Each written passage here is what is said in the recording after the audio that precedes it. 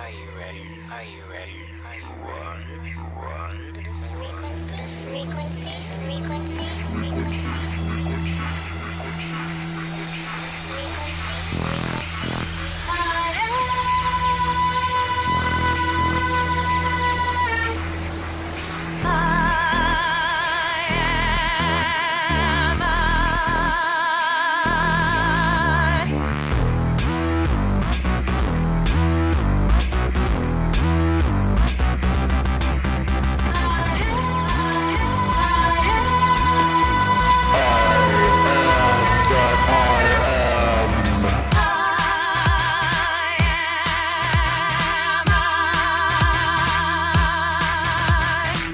I'm the end.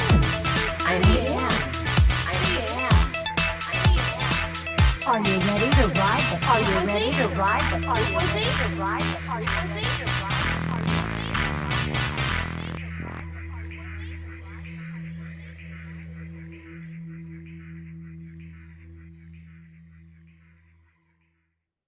the Hi, guys, and welcome to Riding the Frequency. Today, my guest is a lady named Nancy Tertre. Nancy is an attorney specialized in securities litigation who became a psychic detective, spiritual medium, remote viewer trained in military-style CRV and ARV, medical intuitive, and paranormal investigator. She works with law enforcement and victims' families on missing persons and homicide cases. Nancy teaches psychic development and mediumship classes, lectures on topics including psychic work, paranormal investigation, remote viewing, and ufology with a focus on comparative linguistic studies of alien languages. A former CBS radio show host of Hot Leads, Cold Cases, Nancy has appeared frequently on internet, radio, and TV. She is a magna cum laude graduate of Princeton University and an honors published law review graduate of Pace Law School. Nancy also founded a local environmental group and sits on her local government. Nancy did not start out her life as a psychic. She became psychic through years of training.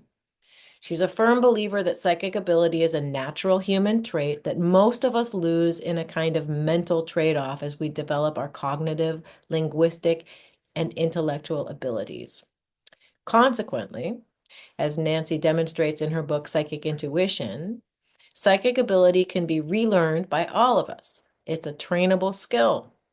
The book takes the reader on a fascinating journey into the fields of neuroscience, psychology, language, and psychic phenomena. The book is intended to bridge the gap between skeptics and believers. Nancy became fascinated with the topic of alien communication after a major sighting of a football field-sized UFO in 2011, and subsequently received a number of electronic sounding communications over the phone, along with her daughter, who also witnessed the event. Her book, How to Talk to an Alien, represents a groundbreaking journey into the field of alien communication, spoken, written, and telepathic, based upon case histories. For more information about Nancy, see her websites at www.theskepticalpsychic.com and www.talkalien.com. Welcome to Riding the Frequency, Nancy. Thank you so much for coming to talk to me. I really appreciate it. I really appreciate it too. I'm ready for whatever you got, so go ahead. Are human beings psychic by nature? And is it something that's been suppressed for a really long time? Because, dude, like, I know what I know, but I want to know what you know, because what I do is completely not controlled. And I know what I know. Then I see things and I don't control it. But, as all of you may or may not know, Nancy doesn't do these things so rando. Very well. Yeah. Uh-huh. So help me Yeah, out here, lady. sure. I mean, that's easy. Thank you for an easy question. Yeah, I mean that's we all have the capacity. And I've been, well, first of all, I can use myself as, a living example because I didn't start out this way. At least I thought. I didn't have psychic experiences, didn't know what it was about. There's no one in my family who's psychic. Everybody's academic and intellectual and judgmental and all that great stuff. Um, so it took me until a certain point where I got interested in intuition, and that allowed me to sort of gradually transition through psychology because I'm trained in psychology also, to get into because I wanted somebody to explain the mechanism of intuition. Nobody could. Psychiatrists couldn't, neuroscientists couldn't, nobody was interested. On top of that, which was really weird. So I ended up talking to these strange people called psychics who I'd never heard of, never talked to, didn't know what they did, didn't know how they did it. And I said, so what is this stuff, this intuition? What is that? They all knew exactly what it was, but they either could not explain it or had zero interest in explaining it because who cares, in their brains. So, but I do care because I want to find stuff out. I'm very curious as a person. So I started exploring these things through training because I was told I couldn't just sit in and be an observer on these things. And so I had to participate. What I learned was you cannot learn this stuff. You can't learn how to be psychic like an intellectual exercise or an academic course. That's out of the question because that's linear thinking. You cannot do it. Doesn't mean it doesn't exist. It just means it's a completely different pathway that anybody who's been an intellectual or an academic their entire lives don't have a clue that there's another pathway to get equally good, if not sometimes better information. So they don't get it. So it's this hidden pathway that unless you voluntarily explore it or you have some type of genetic capacity, from the get-go, you're probably never going to know it exists. And you won't think it exists, and therefore it will not exist in you unless and until you explore it. But we all have the capacity. If I were to paraphrase that to the degree that we become aware of and accept that we have the capacity is probably to the degree uh as well as being able to drop the narrative and get into the no thing space, which is I don't even know how to explain that to an intellectual. You got to stop thinking. That's that they don't like doing Oh, yeah, I know that. that. But yeah, It's to the degree that we really become aware hard. of it and work with it and acknowledge it is the degree to which the ability serves us back. Like it's involuntary to me. Like it's like breathing. It's just there. How do you not notice that? I don't understand how, and maybe this is just me being incredibly naive, how when ideas are put forth into the collective mind through, at this point, not too many mainstream media sources, um, how that doesn't make you stop everything.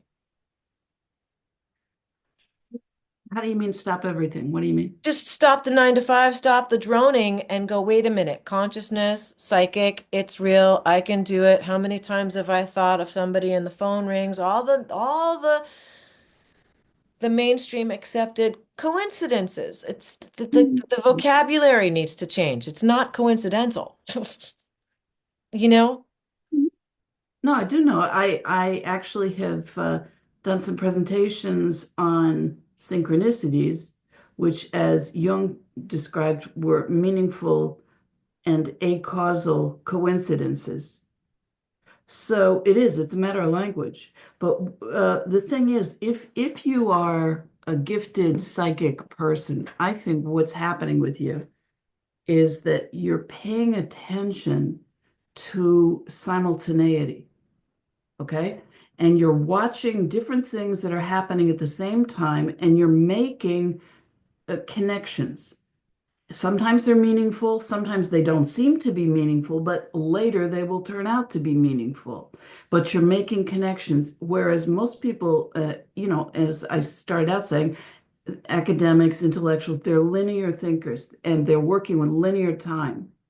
And one thing, it's like a chain, one thing follows the next, is connect to the next, and the next, and the next. Things are not happening as multifaceted events for most people. They're happening with a certain focus that follows linear time. So what you're doing with synchronicities, most people, they're saying coincidences because they think they're just these random things that are crossing their timeline for no particular reason. If you have a larger conscious awareness, you have, people talk about expanded consciousness, and that sounds like a cliche, but it really isn't. And it means that you are experiencing a multitude of things from different timelines, past, present, future, that are all interacting with each other. And you can watch the interactions. And those interactions may have some causality attached to them that you can recognize. Sometimes they're so attenuated in terms of time and space, they don't seem to have a causal connection. But I guarantee you, everything has a causal connection. It just doesn't appear to us from our mindset that way. Well, for me, I've always experienced everything at the same time. Yeah. And when I tried to fold in to singular thinking, I would get into a sensory overload space that would cause me to have anxiety disorders. So Wow. that when I go back into remembering how people would, you can't multitask because then you're not doing any of those things properly. And I would get upset because my wiring causes me to have to do it that way. Otherwise, I'm not functioning at full throttle. Hmm? That's my way of saying it with a 10th grade high school, no, not even ninth grade and 2 weeks of 10th grade compared to, right? I'm not, I didn't do so good in that space. Like, and we, le lycée français, you know very well how traumatizing that would probably be for somebody who's a nonlinear thinker till the age of 8 or 9, Yes. coupled with my dad died when I was 5. There's some trauma. Um, and then getting thrown into the Rudolf Steiner school and put back a year because they don't put kids ahead. They want them with their same age group. So that whole, as safe as my mom made it for me, the other spaces were scary and I wasn't comfy at all. I found comfort now after having gone through all of that and circled back to ground zero to take care of her and self-realized here. It's been a very interesting journey, which is clearly just beginning. And I'm so grateful. Um, but that said, how would you advise someone like me who is seriously untrained? And as you said to me in a private message, you just pulled my name out of this guy's mouth. I did it again to the person I was speaking with earlier, who then said, wait, stop, there's an orb. It just went right in front of you and then zipped back around. I said, in front of my face? Yeah. So, he's the third guest who's seen them. So if you see one, see it and see something, say something, like on the subway, please. I will. I will, of course. I love that. I I love mean, it. that's just a fantastic, I think that's whatever their way, whoever they might be, but or your manifestation, whatever. But it's an absolute. I think Estimate. it's a confirmation for everybody else because they can listen to you all day long and say, well, that's her belief system, blah blah blah blah blah. But once they see orbs flying around you, they don't have a choice anymore. That's like unringing a bell. You can't unsee something. You can Yeah, for try. sure. Yeah. Well, that said, I mean, seeing something with one's eyes and then seeing something with one's whole energy body, I don't know how else to say it, which then affects your physical body. And then you get specific prods, points, pokes, information, certain, Mhm. like the bleed through. of information, because information is non-local to my mind. I understand that information is non-local, and if we're multidimensional creatures, um, it makes all the sense in the world that we could tap into different frequencies, which I guess would then get into something like bilocation mentally. And I've been told that people have seen me in different countries at the same time, different parts of the United States at the same time.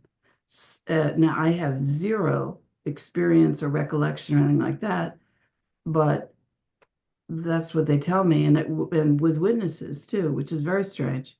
So bilocation, even in that very sort of dramatic way, I believe in that. It's not just a mental experience. I think usually when people have seen me, uh, it was when I was either sleeping under anesthesia.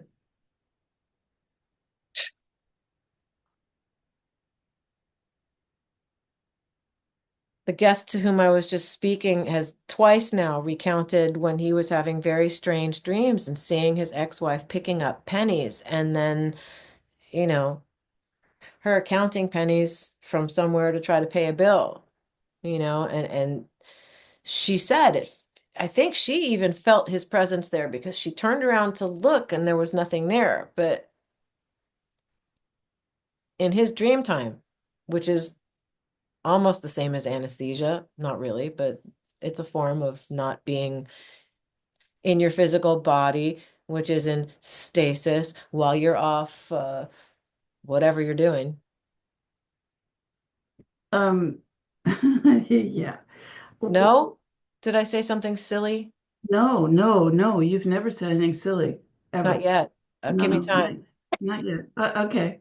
I'll let you know, but I don't think you will. Um, no, I was going to say I don't know if you've ever had the experience of well, people normally call it a shared dream, but I could tell you that, for example, I entered my husband's dream once. It wasn't my dream, it was his, and I was in it, and I was an observer.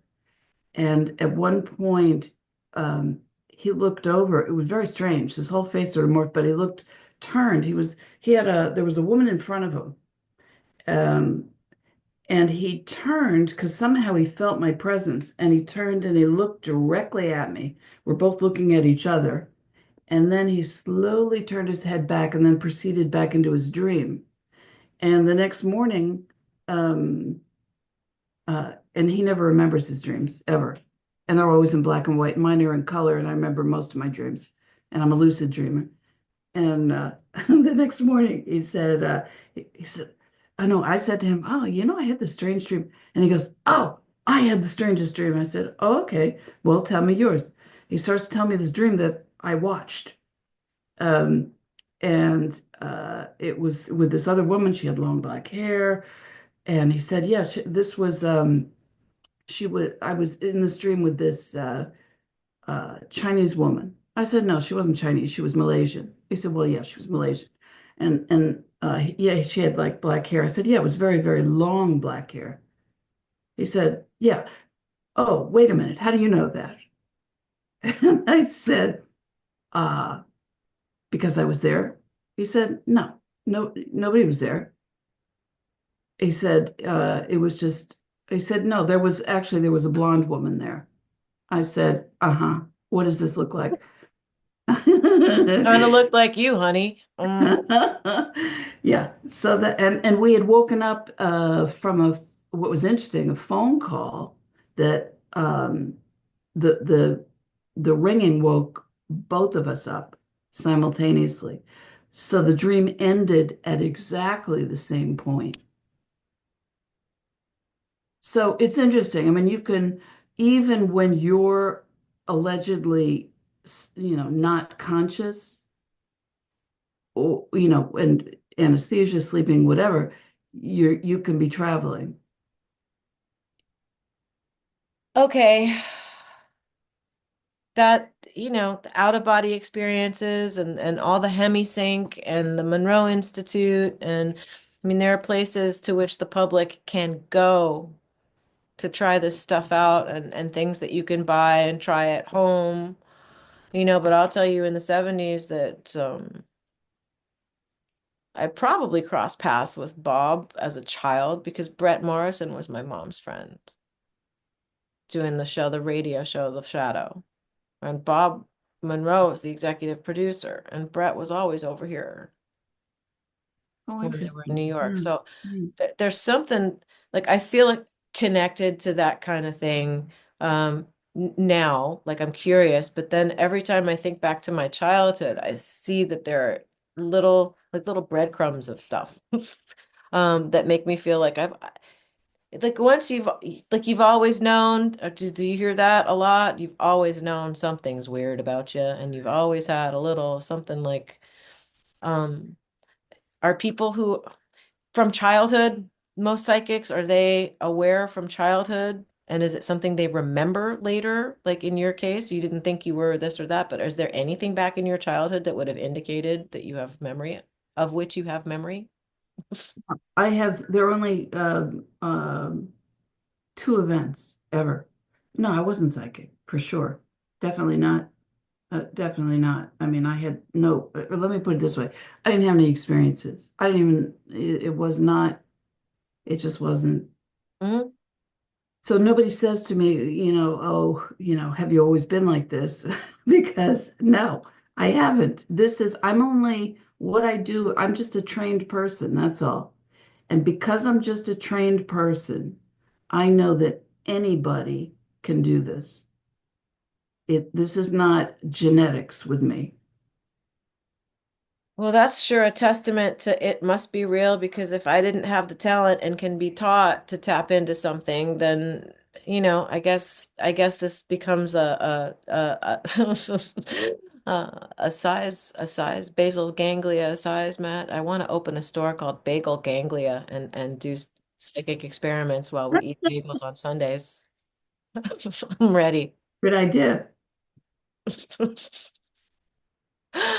But yeah, I mean, does the basal ganglia have something to do with it? We hear Gary Nolan saying those two big bad words together. What do you know? I've not listened to anything that Gary Nolan has said. Not so far. Purposely? I probably everything I do is consciously or unconsciously on purpose. Yeah. That sometimes that's like script writers who really don't like reading other people's scripts. God forbid there's something that crisscrosses and then you start panicking. This guy's going to think I'm stealing his thing, or you want to keep clean. That was see, good for you. Good for you. That was the last phone conversation I had today. Here we go. Oh no. I'm sorry. No, that's good. The untrained tap. Oh man. No, you should be happy about that. Why I not? am happy about it, but it makes me mildly uncomfortable because if I can do this randomly, if I were trained, I might actually be able to do something, and that's a little scary, No, but honestly. you don't need to be trained. You already have that capacity. You don't need training. Listen, I the just first thing maybe I need to know, apply it more purposefully. well, okay, you run a really razor thin line right there because one of the first things I ever noticed about you is that you are one of the rare types of people, and they do happen to be with the people who are very psychic, who you will trust and follow your intuition and really not really give a damn about, what somebody else's line of logic is or is supposed to be. You just don't care. You're not living inside that structure. And that allows you to explore what you're able to do and makes you good at it. Yeah, but then as soon as you start trying, it's like grabbing sand. So you just have to allow it to be and let it pipe out when it wants to, I guess. Right, because you already have the right pathway. See, I didn't have the right pathway starting out. I didn't know what you're supposed to do.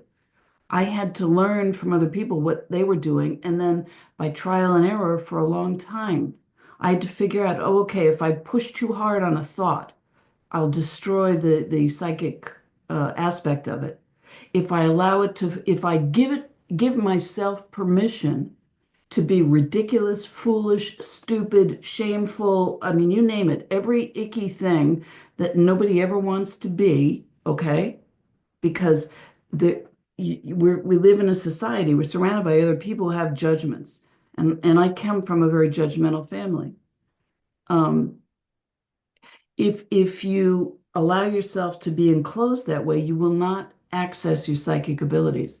If you're not really starting out that way, listen, if your parents were dealing with, Bob Monroe and his colleagues, you were already on a very interesting pathway. That I that, don't that know is, that they were dealing with Bob Monroe per se. It was more degrees of separation and possible Bob Monroe contamination at dinner parties. Like it was more with him. Brett was here a lot. But the idea that information is non-local and who knows what kind of conversations Bob and Brett had. And if I'm like this, then maybe I already knew because I was only child surrounded by all of these adults and all the ideas they were sharing. So perhaps I was able to reach into all that stuff and just know what I know yeah, because something. yeah. Um, I had a very strange experience. And I'm just gonna talk about my experience so that you can tell me what you feel happened. Two times this has happened where I'm, of course, in that in-between sleep thing where you're awake and you know you're awake, but your body's just body resting, mind awake. And it was like I had a little round peephole. And in the little spot hole, I saw greenery. I mean, I'm laying in my bed in the middle of Manhattan, but I'm in this really cool, like the woods, and it's green and it's so nice. And I'm looking around, and I didn't see anything specific, but I was definitely peeping into something else. It's happened two times. What is that? It's like a little television in my head. That's all it was. That's the end of that. Yeah, nothing, because I don't know if I realized that there's something happening and that snapped me out of it. The other weird thing that happened here was a body paralysis. And again, but then I couldn't move my body, but I wasn't aware of a vibration. All I did was panic and say in my head, okay, oh no, I didn't say, okay, I'm not consenting to anything. If there's anything weird happening around here, I was kind of in my little paranoid phase of being a little, and so then it stopped. But I think it tries to happen. The amount of flying dreams I had as a child would be indicative of something, probably. And the vivid dreams I have of going back up to the country house. I want to ask the owner, have you ever heard weird noises? Because I'm always so stupefied how I'm using this house so brazenly and you never walk in the front door. It's weird. So I wonder with this bilocation stuff because of the chronic vivid dreams I have, whether she thinks she's got a ghost in her house. I mean, it's a question. Has anybody ever seen you bilocate? N- Not that I'm aware. Do you think that you've bilocated? There are different consistencies of dreams. Some feel more real than others. I'll venture in Lily's mind that the more realistic the dream, the more of a chance there is that I actually bilocated, projected myself into a different time and space. Have you ever had an out of body experience? Yes, when I was little, all the time. Where'd you go? Flying, lots of flying. And then there are certain dreams. I told this to Bob McGuire and he told me to close my eyes. So I'm going to do it again. Like I'm in a vehicle. And it's almost as if the feeling you get when you're on a bicycle that's on a tightrope that's weighted that can't flip over, like but maybe it can, and you're trying to maneuver something, and it's really like not. It feels more roller coaster than it does car, and there's danger, And then I wake up before there's a loss of control or a crash or anything, but it's not fun. It's not a fun dream. It's really not. He thought I was driving a craft, sentient craft, because I don't remember a steering wheel. There's no steering wheel. Yeah, I would look at there are about a million ways you could look at that. I would start it off looking at it from a psychological perspective, because my first, before you said anything, I said, oh, she's gonna crash and falling. I felt falling. Mhm. Um, so my first automatic go-to was this is it's there's danger involved, and there's a loss of control feeling. Right. And Car and usually means your life. If you're going to go stereotypical analytical, like when you're driving a vehicle, isn't the vehicle representative of how you're controlling yourself in your life and your own narrative and it's crashing? yeah, yeah, you know, it's your wrapper. I mean, it's the same thing.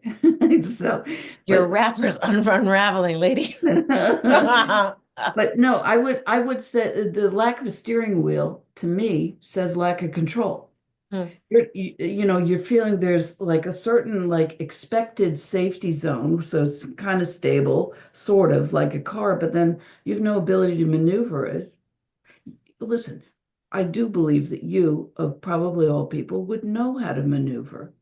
So I wouldn't even begin to attribute that to a craft, because I think you would know how to do it anyway.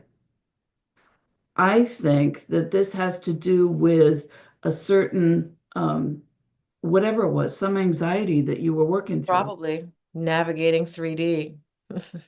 It's Yeah. probably harder than navigating a sentient craft, honestly. Well, yeah. Oh, interesting. But I mean, flying, I flew as a kid. I still fly all the time. And I remember somewhere like I think I was probably like a teenager, and I read someplace, oh yeah, flying in a dream is a symptom of sexual immaturity. And I thought, oh great, I must be phenomenally immature. But it kept going, and I know I wasn't that immature. So I'm still flying. Um, and I'm always interested to find out how other people are flying. I actually just had a long conversation with a friend and a colleague of mine who had a very interesting dream about flying right out to the outer limits, I guess, to the stratosphere. Hmm. And that was really interesting. I think it was a lucid dream. And I think it was also on some type of an out of body experience. So, yeah, I think flying is interesting. Yeah, I think so too. I mean, I think there's a difference between that dream that I spoke about. Like I'm in a wrapper of sorts and I'm scared that I'm gonna fall off. Like I need to navigate this. It's tricky and whatever, and that makes sense. But different from when you're actually over the baseball fields and over your own house and flying around like a bird and seeing nature and like there is no wrapper in that one. Yeah. So Is there's it the not difference. true? Absolutely. I know exactly what you're talking about, and I've tried to explain that before, but because what you become is my hunch is that that's what we become after we pass away, which What's to say is, those orbs aren't that? Like what if the orbs flying around are that disembodied human energy that stays somehow? I've Because seen when I I've fly, seen many sometimes it feels like how the orbs move. I've seen many, many different types of orbs, all different sizes, all different colors. Hmm. And I know some of them are uh, people who've passed away. Some of them are craft. Some of them are biological craft. Um, some of them are uh, entities, almost more like messengers. They're not quite fully, I don't feel them as fully formed. Um, Skipping dimensions is what I'm picking up, like sort of crisscrossing in dimensions with information, maybe? Yeah, yeah. I mean, I think there has to be that. I think there has to be that. But they're different, they move differently. Like the little guys who were behind you there, that not I haven't seen them now, but Oh, you saw them before? your other interviews. No. I've seen those a lot. In fact, I used to see a lot of those type when I was doing paranormal investigations. Hmm. So, different types of haunted locations, for whatever reason.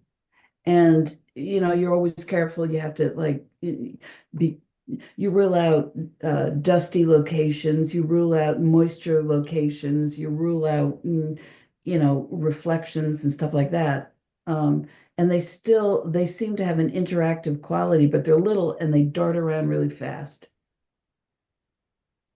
I mean, the largest one I ever saw came off of a football field-sized boomerang-shaped craft that was above me and my daughter. And there was a giant orb that I figured was probably about 15 or 20 feet in diameter. It was pure white, it was luminescent, self-contained light. And it detached and it moved really slowly, kind of curlicuing around. Went around the craft, went behind it, disappeared for a little while, came back over the top, redocked itself, and then telescope closed like that, and it was gone. But it looked like it was looking for something. I don't know why I thought that. I think it's the way it moved. But that's very different. It's totally different. And by the way, I mean, I've gone to demonstrations by mediums, and where they're working like a big crowd of people with I don't know, 300-400 people in the room, and they're doing these random mediumship readings for people. Like a James Von Prague event kind of thing? Yeah, sort of like that. And I know there was one that was well-known medium, and she was addressing somebody in the audience. She said, "Yes, and I see a spirit behind you," and she was starting to develop the person. And as she's developing this person, I see this. It was a very pale yellow or golden colored. Mm. It was, I'm going to say like this, 2 feet, 2 feet in diameter, and it was floating at a diagonal. And the second that this orb touched her head, she said the name of the person who had passed away. So I know that, I mean, orbs can be all kinds of stuff. They're all different things. Well, they're a sense of security and insulation to me. That's just the vibes I get off of Yeah. what is here with me. Yeah, I understand. I feel no malevolence whatsoever. I never have either. So if that's, for whatever that's worth. I got a video that a friend of mine shot. She lives right around, not far from me, and she's been seeing the very bright little orbs like Chris Bledsoe, Mhm. like his orbs. Yeah, yeah. And I've watched his orbs since like the beginning of all this, and so I know what his look like, and hers. Hers looked like it in general, but the most recent one was unbelievably detailed, and you can see separate. They're almost like I don't know how you describe them. They're almost like organelles of the cellular sort of shape of the orb, but they're lights, and they have behaviors that are interacting within the orb itself. Mm. Really interesting. I have other friends who, in the paranormal world, they would catch orbs a lot of times, places where that people had passed away and stuff, and you could see faces in them. I have a friend in New Zealand who said that she got an orb and go ahead and expand it and look, there's something in there, but she was completely creeped out by it. So she was not getting the good vibes off of that particular Really? orb. And when you did expand it, you could definitely see a form in there. So I Mhm. don't know, whatever relationship she has to that orb, I don't know, and I have a lot of compassion for people who are not having good experiences. Um, I saw an orb here when I first moved here, so this was a couple of years ago. I was turning onto my street here, um, and there was I had my husband was sitting in the passenger seat next to me, and there was there's a house, maybe I'm going to say 20 feet from the road, up a little bit, and there was a massive flash of light. And I turned my head while I'm driving and I'm looking. There was a massive blue orb. It had to have been about 4 feet, maybe, in diameter, but brilliant neon blue. And it shot horizontally about tree level and had just like a comet trail of brilliant blue that must have gone on for, I'm going to say 15, 20 feet. And then, it was gone. I was yelling as I was watching this. And I said to my husband, "Did you see that? Did you see that?" Because he's looking right at it. He said, "No." So I also know that I see a lot of stuff that other people don't see in the skies. And I'm sure that's probably the case with you. And that has to do with, I think, um, a receptivity, and also, in other words, you're willing to see things that you cannot explain. but there's a reciprocity too, because they wouldn't show themselves either if that weren't a safe space. Does that make sense? I don't know. Possibly. Or I don't maybe, know. maybe, I don't know. Maybe they're there whether you're receptive to them or not. But I feel like there's, like the law of gravity, the law of attraction, the law of whatever these laws are. There is a law of reciprocity, is there not? I'm a lawyer, right?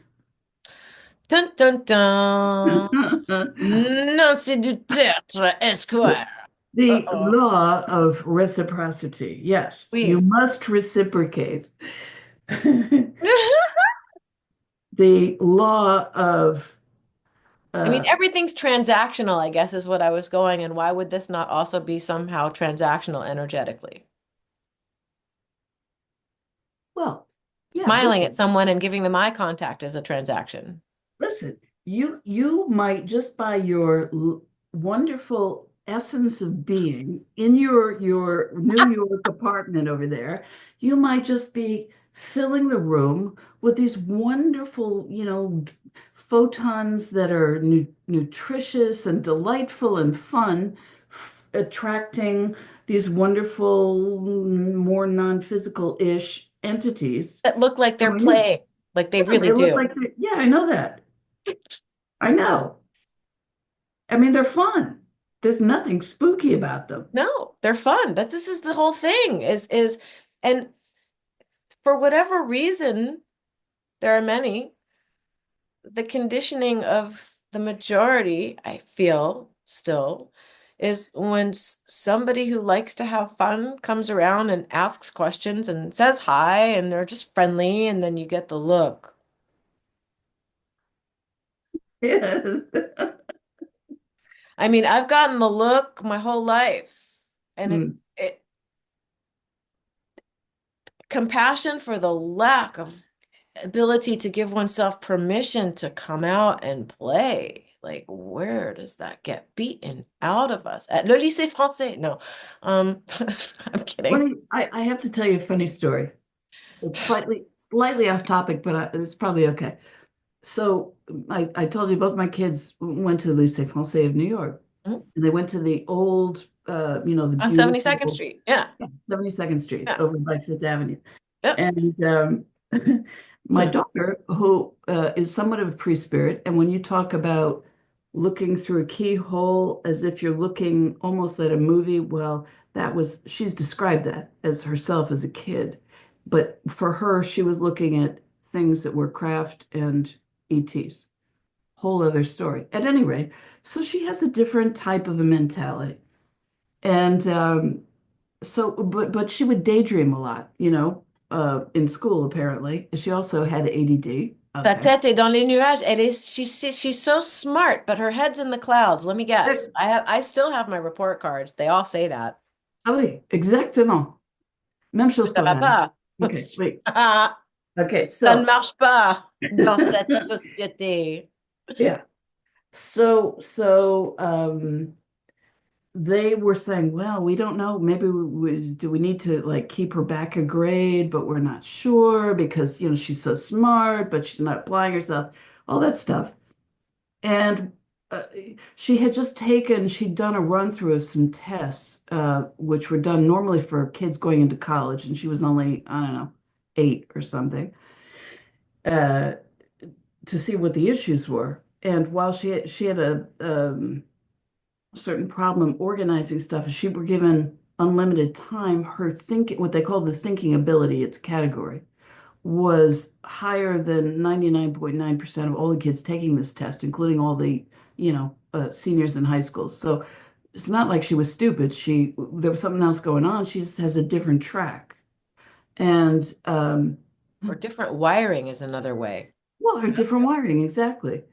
So we get called in for a big conference, with the head mistress or whatever she was called, the principal, and all of the very concerned teachers. She doesn't seem to be pronouncing her French words, her English, was it English or French word? No, French words correctly, even though she could take the same sound and pronounce it correctly in English. Anyway, we're all sitting there, and they're telling us, this is really, I don't know what we're going to do about her. She's in the clouds, as you say. And so then we finish up the meeting. We're taken down. They used to have, it was a little elevator. You could only fit 3 people in it. I don't know if you were I know ever. the elevator and I know the Okay. back stairs to the cafeteria. Okay. Yeah. So my husband and I get in the elevator with one of these teachers who's taking us, out of the building. And we're in the elevator, it closes. I say, oh, I forgot my pocketbook. I left it in the principal's conference room. And my husband is rolling his eyeballs to this woman saying, you see where our daughter Where gets she it gets from? it from. Oh my God. And so we go back up. I get my pocketbook. We go back downstairs. We exit the building and we're walking down. We get 1 block away and we hear this woman's voice with like running footsteps. She's screaming, Monsieur du Tertre, Monsieur du Tertre. And so finally, my husband turns around and she's running after us. She said, here, Mr. Duterte, you forgot your coat. So Instant karma for Monsieur instant Tertre. karma. Yeah. So, but anyway, but my, my I'm point sorry.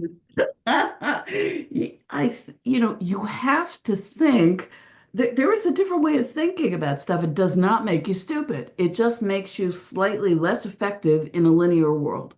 Right. That's a really such a disarming way of saying it to make people not feel like there's something wrong with them. Mhm. Like for the longest time, and then trying to fit in made me literally mentally ill, like to the point where I was having panic attacks, like from the time I was a child, panic attacks, separation anxiety. I mean, it was just so overwhelming, So I think when you're such a sensitive in the feely area person, and then you double down with life just happening as it does, because, that's neutral. Things happen.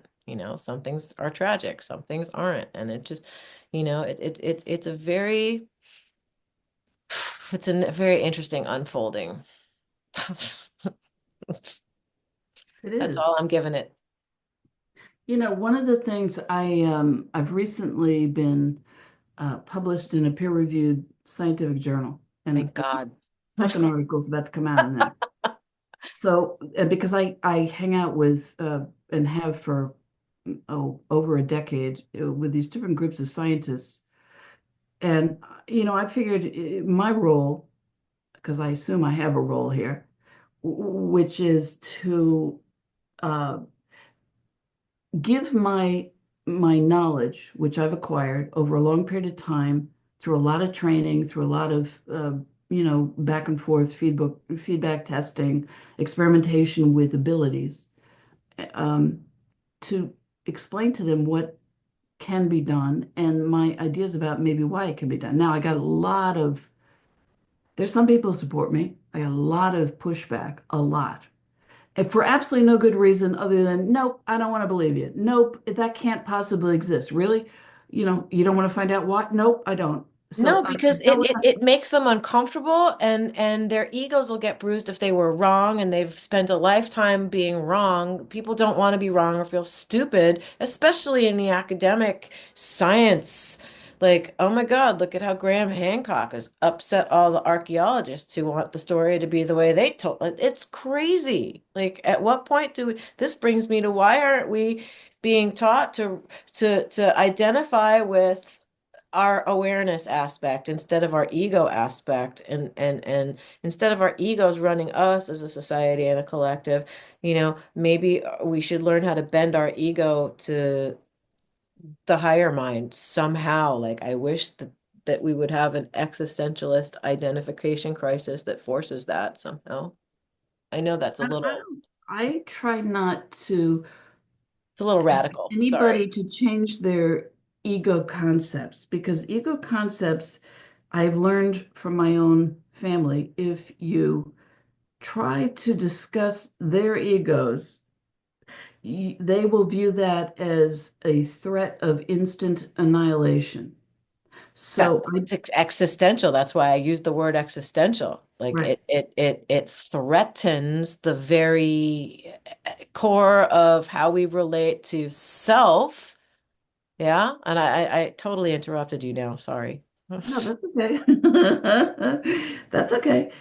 So what instead of trying to tell people they got to change their ego approach, what I have done, and this is where I start out telling you that these articles that I now have published in this scientific journal, and it's a journal that has to do with science of consciousness.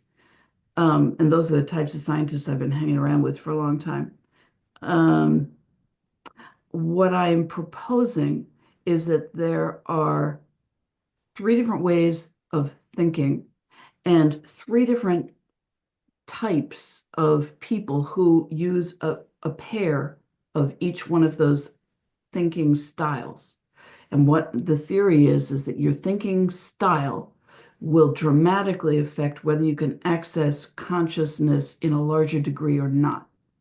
Hmm. So what I've been proposing to, and this is in the Journal of Consciousness Exploration and Research. And this is Um, available to the public. Is there a link to which yeah, no, it's on okay, good, good. Amazon. We'll put that on. That's Thank later. you. Yeah, and they're about to come out with another one, I think Good. next month. But Well, this anyway, is so exciting. This makes me feel relief. oh, thank you. Thank you. That actually makes me feel relief.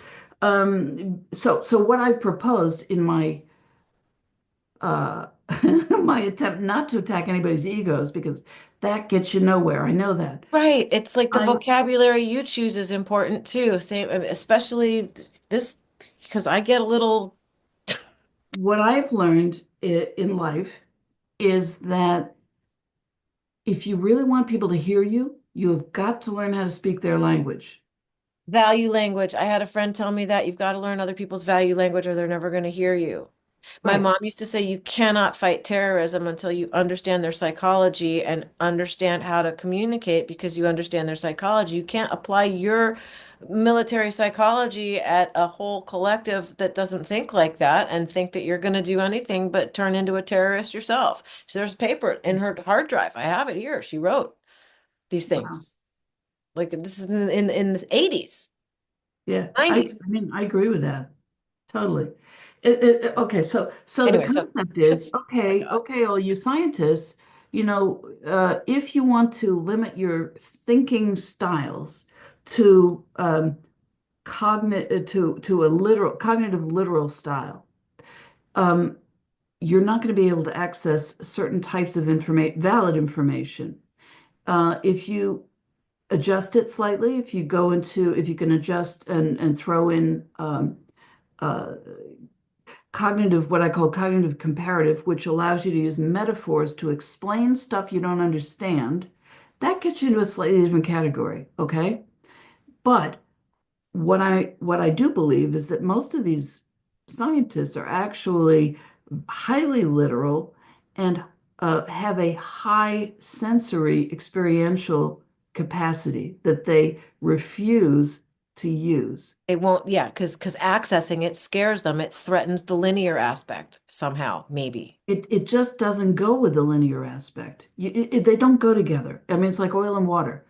It doesn't mean But you okay, can't. so if it's like a curve and a straight line, if they intersect at some point, is there an intersection point that can be agreed upon where Yeah, everybody can then yeah, throw down? the intersection point always, and this gets you back into the concept of remote viewing, but the intersection point is always feedback and confirmation through what we call our physical reality. That always gets you there, and it's undeniable. It is shared as part of a collective consciousness type of validation. I just picked up my last guest teased me. He's like, if you don't have a composition book, you don't know anything. It started out to be the book where we would write little stories that my mom was telling me, but now it's called Viewing Remotely and it's full. So I started another one, but Oh, nice. the intersection point for me is doodling mindlessly and then words and feelings. Just Well, like that's your way kind of of doing it is good for me when you held up the colored and told us all to pick a color and then whatever comes off of it. And oh yeah. it was creepy. That's all I said. And you said very good. And then showed me a spider, big hairy spider. Or a centipede, maybe it was. It was a bug. I'm sure you know the Yeah. slide to which I'm No, I don't even referring. No, remember. you I don't have a remember? terrible memory.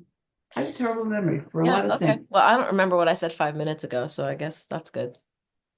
Holding on to thoughts probably clutters a mind, just like holding on to stuff clutters an apartment. I suppose you can be a thought hoarder and step on your own pee-pee that way. Sorry. A lot hoarder with the pee-pee. Okay. Welcome to Leanne's Chatcast. Okay. Yeah, it's I'm Leanne rolling speak. with it. Um, yeah. I mean, people, um, I forget what was I looking at? I was looking at something where somebody was some podcast or something where, oh, I know, an experiencer who I know. And she was talking about how throughout her most of her life, and particularly her adult life, she's always done meditations. She goes on meditation retreats. Meditations are very important, and she gets a lot of her experience, what she feels are experiences through these meditations. I'm because I got brought up the way I did, I'm just kind of boring and, I start to dice it and slice, well, how do you know that doesn't belong to your consciousness? How do you know it's an experiential, all that stuff? What was I going to say? Oh, I totally lost my train of thought on that. You made me feel so much better because I do that and it's not your fault. It's just there's so many things. Give yourself Yeah. a second. Oh, I know what it was. So thank you. And people ask me a lot, so do you meditate? And I say, no, I'm a horrible meditator. I can't. I get way too bored. I mean, I just can't do it. I cannot stare at something and allow myself to trance out on it. I just can't do it. However, I do feel, and I've always said this, my entire life is meditation. A Everything's walking meditation. meditation. As long as your body's busy doing something and your mind is in a space, you're meditating. Exactly. I agree with that. That's just the art of being, honestly. The art of being. Oh, that's your next book.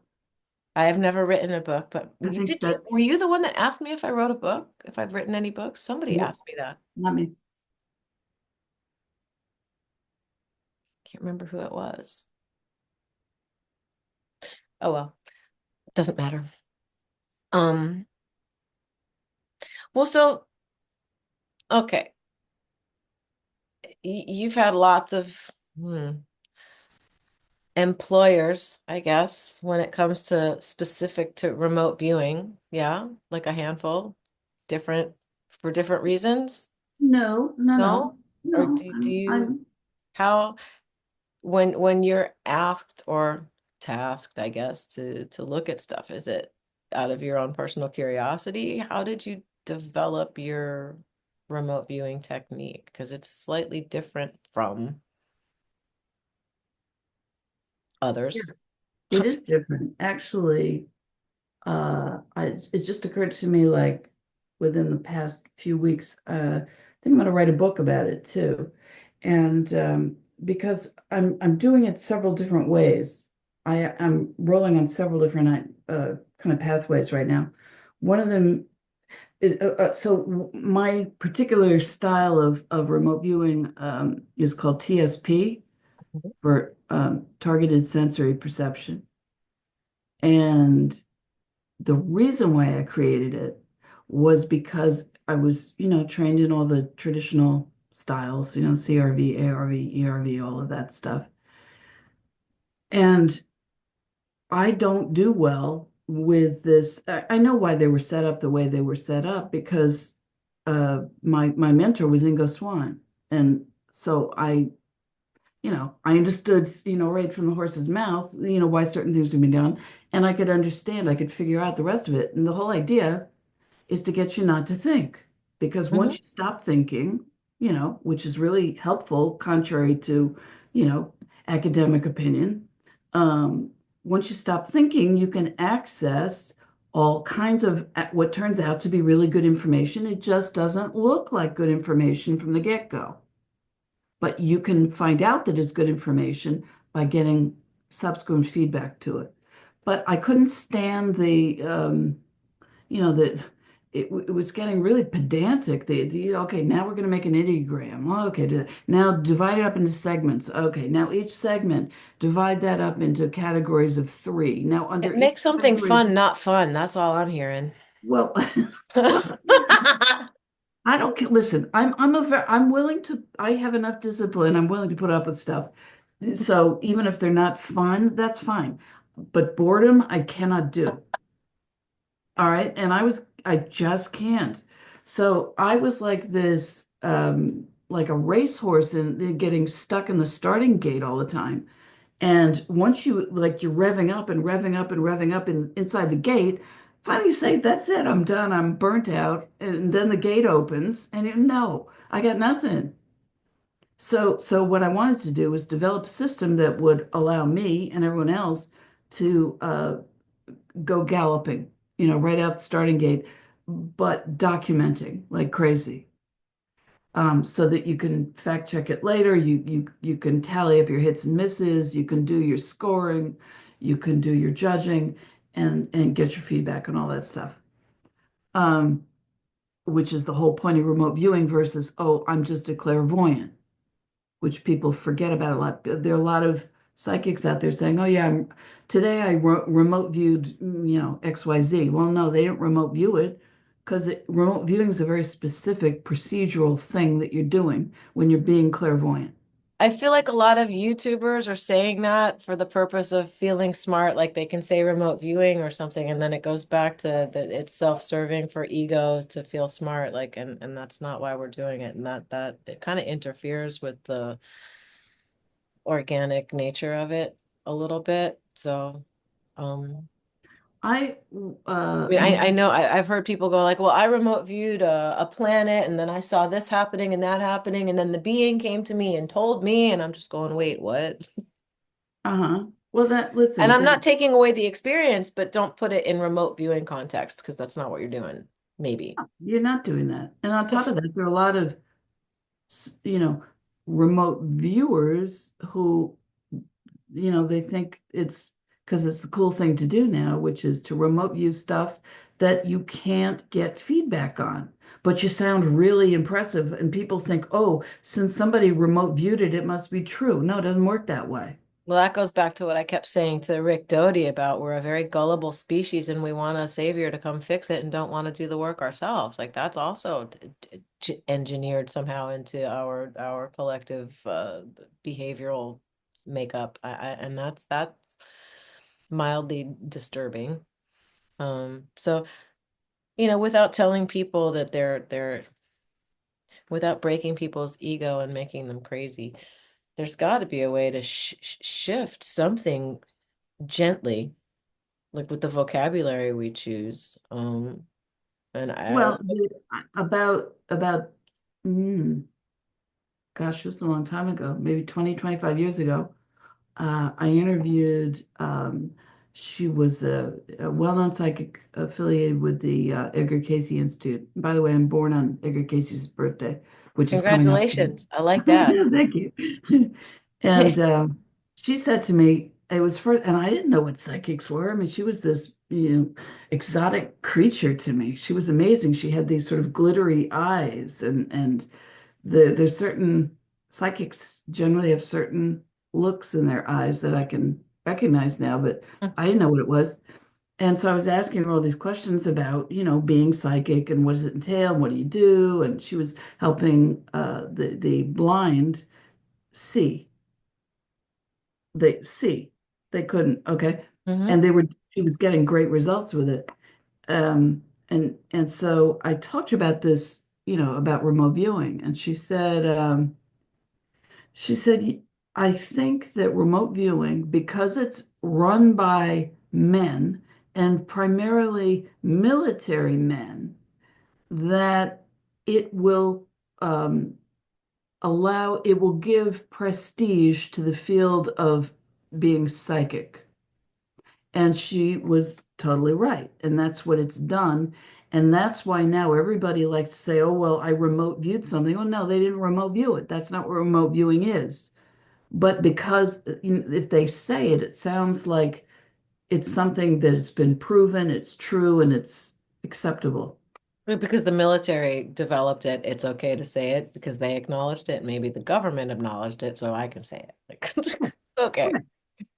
Yeah, Well, yeah, I mean that goes back to what mechanism and what triggers one's ability to give themselves permission to think out of the box, something of which I've been accused my whole life of you're so real and you think out of the box. Just help. I cool. wish people could do that. And it's not to say that not thinking out of the box isn't useful too. I think both. I think we should be able to toggle back and forth, maybe Yeah, be a little bit less like the pendulum swinging and more in the middle. that's what I try to do.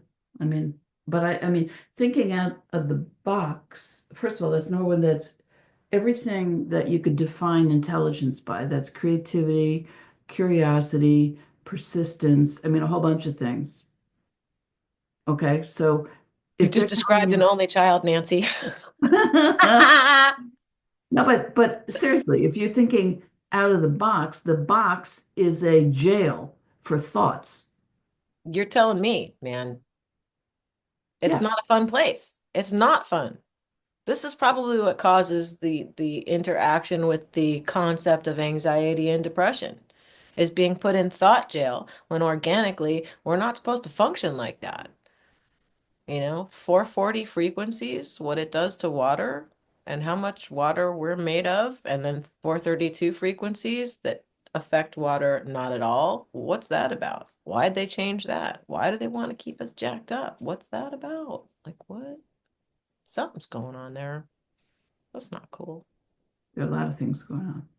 Yeah, well, I mean, and purposely with things that we can't see, and then we're back to the scientists who have to have empirical linear proof or it can't. And then it brought prestige, but I think it also it doesn't help with the intuitional aspect, which is a feminine aspect, and this patriarchal stuff kind of has to maybe be toned down a little bit, maybe a little bit. Sausage fests. Bratwurst is good, but not every day. Just saying. Um, Was that mean? no, no, no. That was very Trying not to be mean. breakfast oriented. Um, Maybe I didn't eat enough before. uh, yeah, I mean, I'm con first of all, I like the fact that you're doing this podcast because what I've noticed as a trend, for 4 years I had a CBS radio show and it was a talk show and I Hmm. interviewed all kinds of very interesting people from all different fields.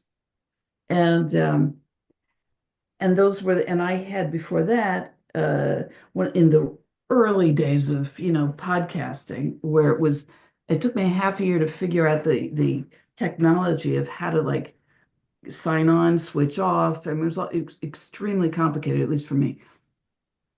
But what I've noticed about the trending now, which is, I'm sure you've noticed, you're one of the few women who is involved now in doing podcasting in these kinds of realms. I may have referred to myself as Joe Rogan with boobs and pretty good muscle tone earlier. I don't know. I don't Maybe I think said that. I, well, what's Maybe I said it. happened is that almost every single one of them, they're run by the podcasters are all guys. They're all have military It's a affiliations. limited hang. It's not They cool. all have big, giant forearms with tattoos, and they're smoking cigars. Here, I'm also flabby. I don't have to have muscles. That okay. Um, but my point is, you see, you totally blew me off my. I'm sorry. The point is that whatever that is, that's the type of fest that you're talking about. Now, the question is, why is everybody buying into that? Why? I think it has to do with, Daddy issues. We have daddy issues as a collective, maybe. it has to do with uh, authoritarianism. Authoritarian, and I can say it, but I didn't. What it blown up Stockholm syndrome, maybe. Like if these people are so influential that everything they say we believe and eat like candy and then act accordingly. Like, what space is there for anybody to explore anything? I mean, even Einstein said it would be a sick society if you're caught in a gerbil treadmill to the point where you have no time to self-reflect. And I think we've been there for a minute. That's a problem. Something to be addressed. Maybe I shouldn't refer to it as a problem. It's just maybe something that needs to be discussed a little more and allowed to evolve a little bit. I think it has to do with the fact that people, okay, you go back to, the last, I don't know how many decades, the growth of advertisements on TV. Okay, that led into the internet. That led into uh, social media. That led into chronic video game playing. It's grown into a variety of addictions, like serious socially engineered addictions. Two-way device. Two-way device. That's another, yeah. Same with Um, this. Same with your smart TV. The TV is also the same. It's all the windows to the world, but there's a paper published someplace where you can access the evolution that was pre-planned about how we're gonna with the advert, exactly what you're saying. And then they'll all have TVs, there'll be screens everywhere in each room, there'll be two-way devices so that even when they sleep, 3 a.m. Okay, I need to take a breath. At 3 a.m. sometimes. Nobody hears you when you get like that tone in there. No. 3 a.m.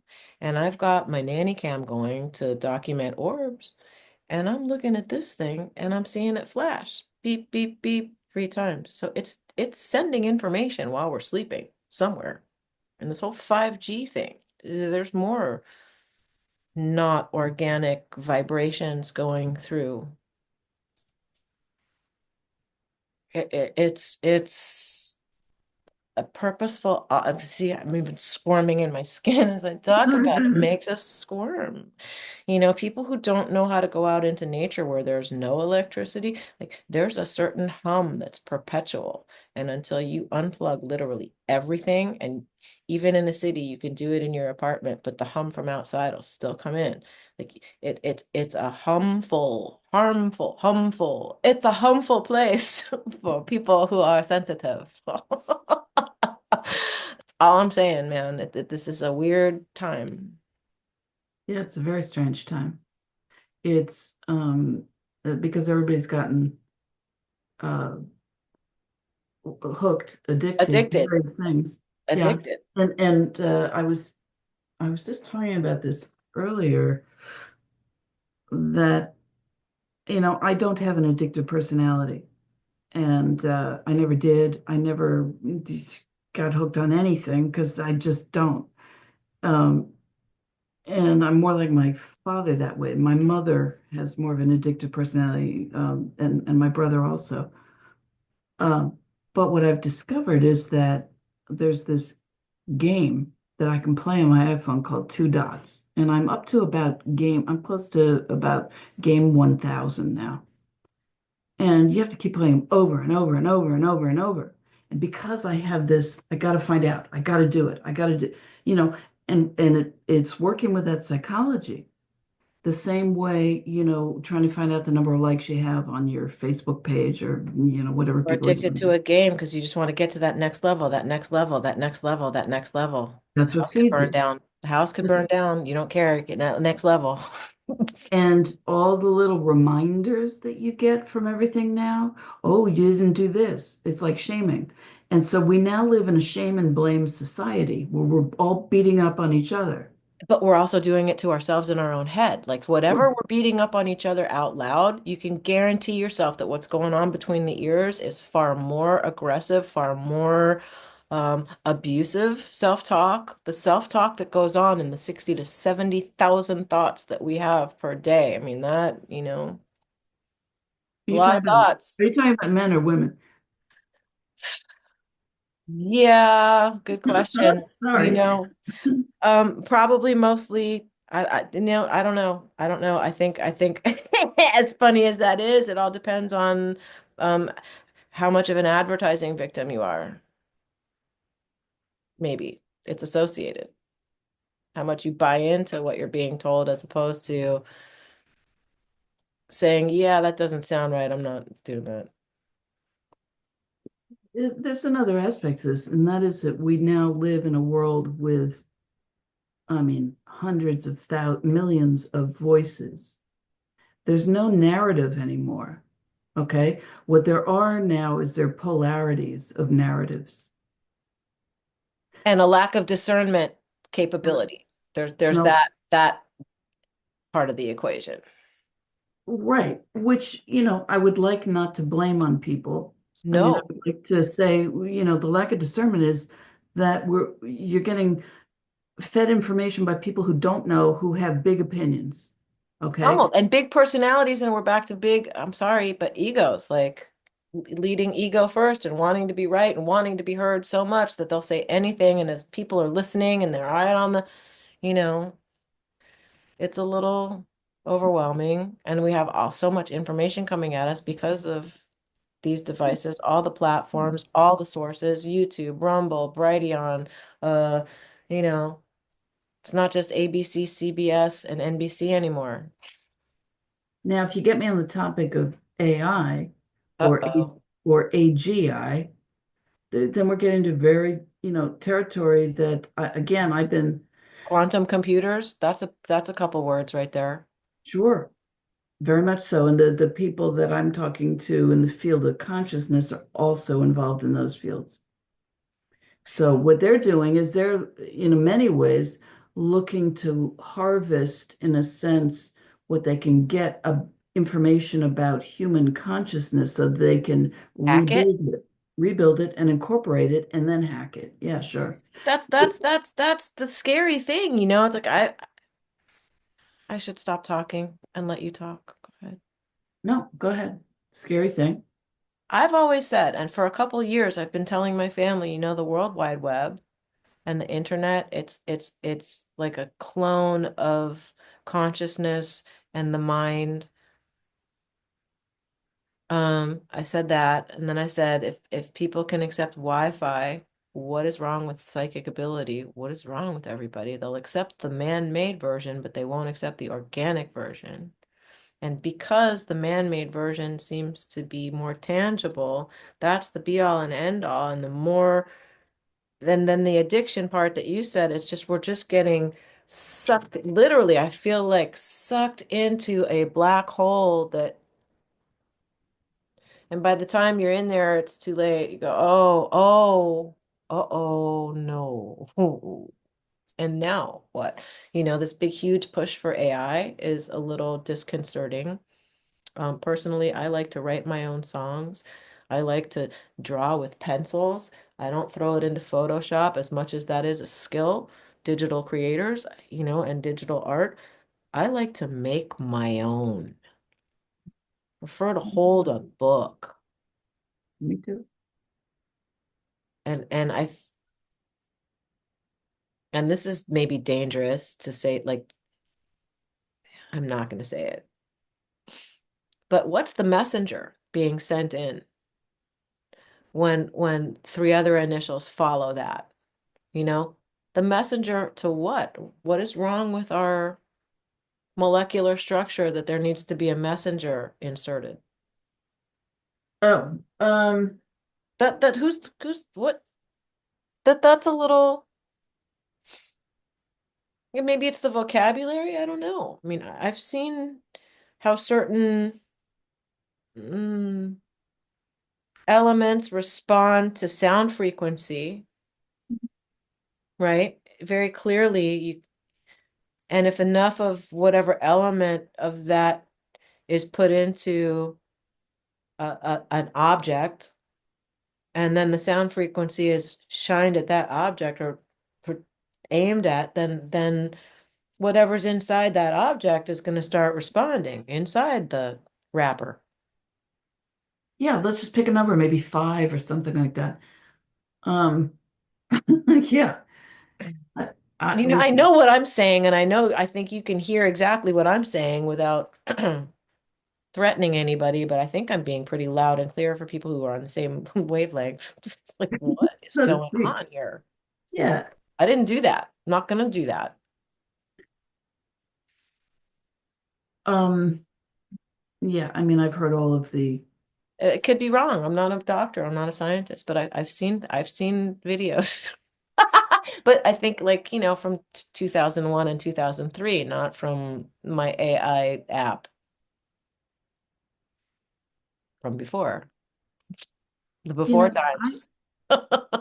I remember, and I'm going back a long time now, and it's got to be, I don't know, 25, no more than that, probably 30 years ago.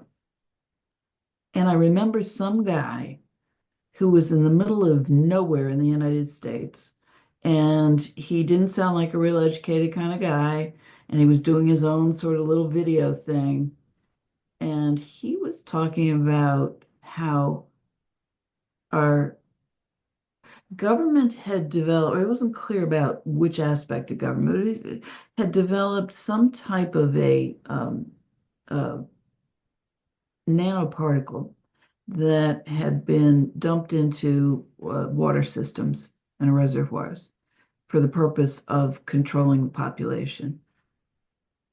And It's that was, not crazy when people say that. And chemtrails are particulate trails. I'm so tired of dancing around.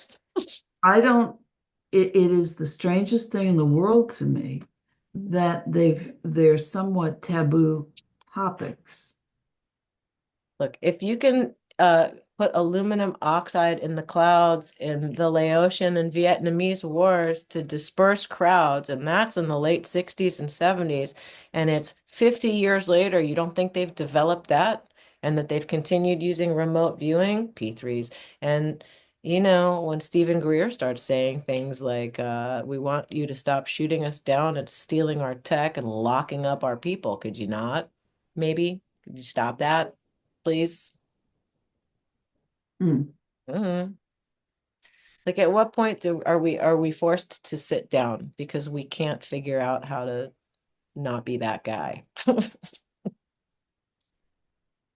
Something's going to come to a head, Nancy, I feel like.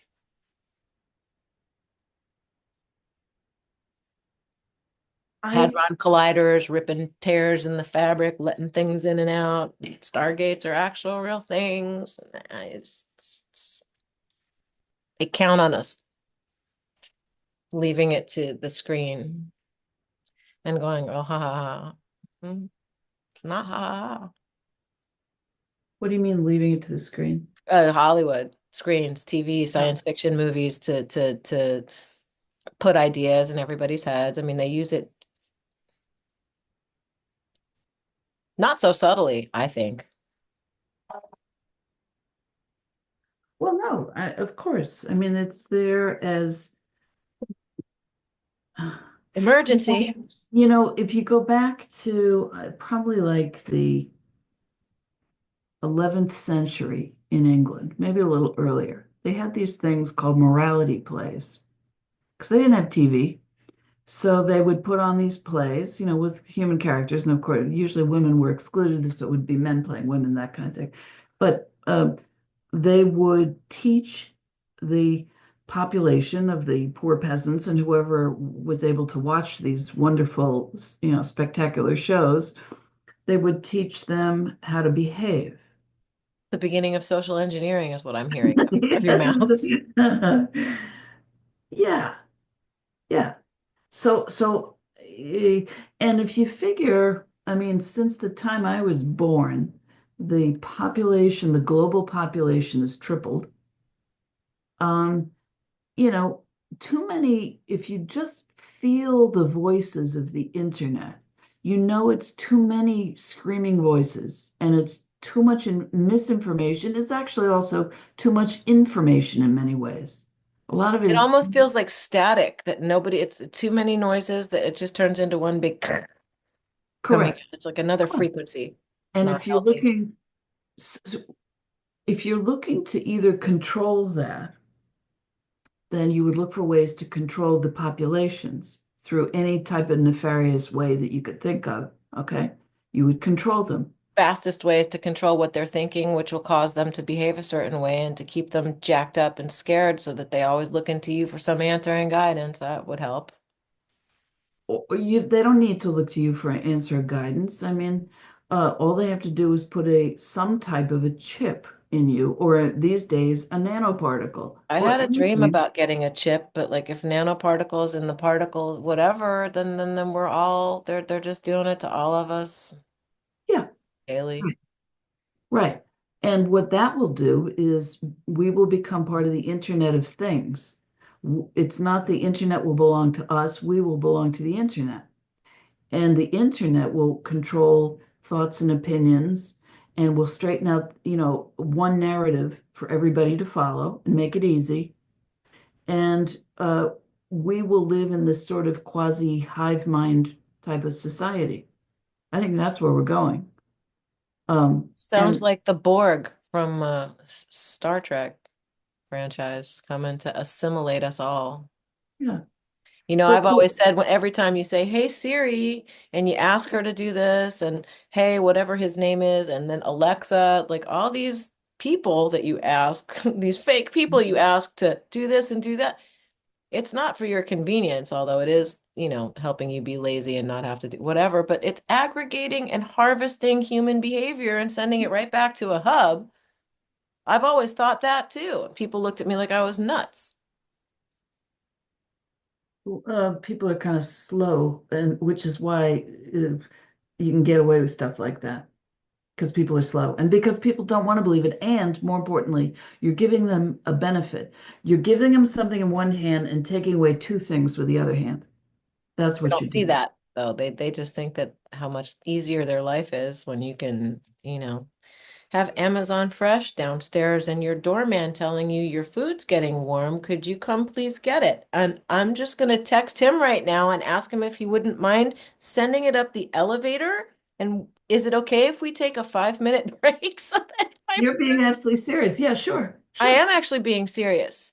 you Yeah. know, so I can either pause the recording or whatever you want to do. We can pause. Is that okay? Here, how about we do this? Nancy, um, you've talked a lot right now. I've gotten so much information out of you. I still have a couple of questions. Oh, good. I thought you were going to say, Nancy, you've talked a lot. You've talked way too much. So I think I need to end this. That's usually what people say to me, but I do think I need to end this. And thank you for coming on the show, only to say that we're gonna do what I did to Clive. So thank you for coming on Riding the Frequency, and I look forward to part 2 of this lovely chat, which will start as soon as I get my groceries. Sounds good. All right. Thanks, everybody. So endeth part 1 of the Nancy Tertre chat on Riding the Frequency. I'll be uploading the next one very soon, and until then, keep riding the frequency, and remember, you're the awareness. Right, Unsi? Are you ready? Are you ready? Are you ready? Frequency, frequency, frequency.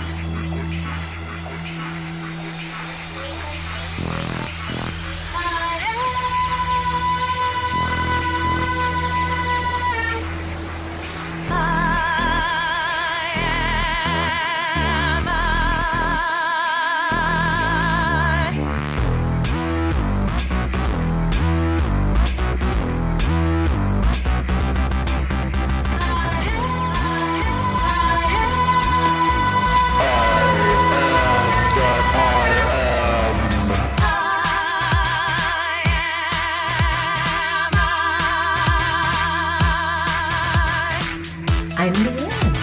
I'm the am. I'm the am. Are you ready to ride the frequency? Are you ready to ride the frequency?